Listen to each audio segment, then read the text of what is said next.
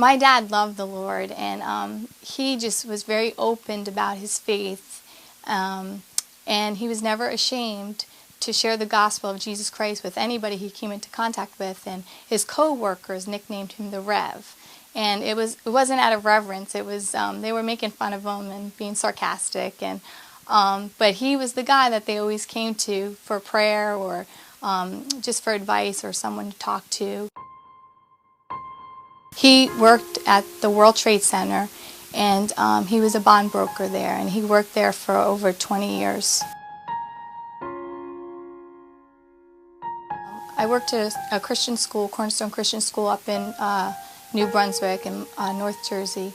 And that morning, it was an ordinary day for us, and I went to work, and I was actually in the middle of teaching a Bible class to my second graders, and a secretary came in and said that my husband was on the phone and it was an emergency. We have something that has happened here at the World Trade Center. We noticed flame and an awful lot of smoke from one of the towers of the World Trade Center. We are just coming up so I on obviously this ran to the phone and picked it up, and my husband Sean had mentioned that a plane had just hit my father's building, and he worked for the Tower 1. He was the first plane to hit the building and the second plane to come down. You're looking at a live picture of the World Trade Center, where we have just received word that a plane apparently has crashed into the tower. So when I heard that the plane hit, I tried to get into contact. I called my dad's office. I couldn't get through. I called my mom and my family, and I couldn't get through right away. And eventually I did get through to my mom. And my mom has a heart condition. She had a heart attack in 2000, in February 2000, and she was just really like upset, and she just wanted me to come home. So I came right home to her, and we didn't want her to watch the TV or the news, so I was actually, when I was on my way home, I was listening to the radio, and I heard that one of the towers had just collapsed, and I was just pleading and begging God just to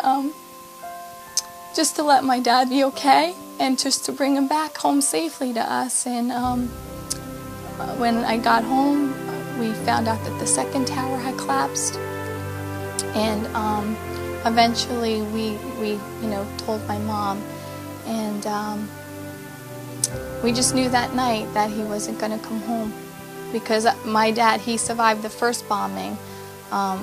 And he had come home that night. I mean, it took him a long time to come home, but he did. And we know if he were to come home, he would have done anything just to, There was a man who worked for Cantor Fitzgerald, and he was on his way to work that morning, and he was actually running late, and he saw the plane hit the building. And he actually got into contact with my mother afterwards and told her that he called the office right after it happened, and he did get into contact with somebody in the office, and they said that Al Braca just jumped on the table and said, "I'm going to heaven, who's coming with me?" And then after that, there was numerous phone calls and emails from different people saying that the Rev had a bunch of people, about like 50 people in a circle, and they were holding hands praying. So it must have been a wonderful day for some of those people, because we don't know how many people went to heaven that day because of what my dad did. And he stayed strong in his faith even to the very end.